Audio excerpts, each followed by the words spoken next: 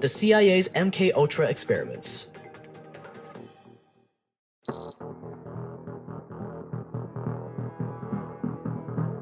The first government-backed research into psychedelics started in Boston in 1949. It was secretly funded by the CIA and US Army, and by 1951, reports claimed that the Soviet Union had purchased around 50 million doses of LSD from Sandoz Laboratories. Afraid of what the Soviets could be doing with it, the CIA launched a series of weird and sometimes horrifying psychedelic experiments on the US population to weaponize LSD.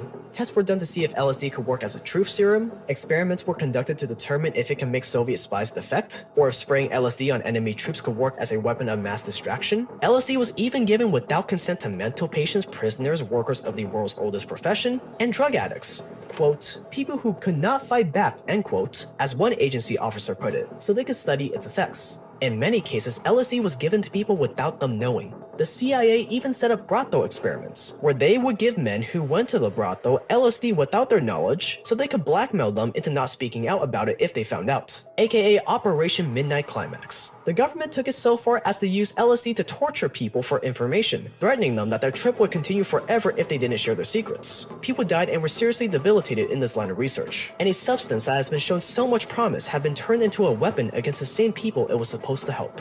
But then, something happened that would forever change the course of psychedelics in the West, taking it from the golden age of research and slowly eroding it into prohibition. And it all started with the vice president of JP Morgan, Gordon Wasson. Him and his family participated in a mushroom ceremony in Mexico in 1955. By his account, he was the first white man to participate in this ritual, and he wrote about his experience in the 1957 issue of Life magazine.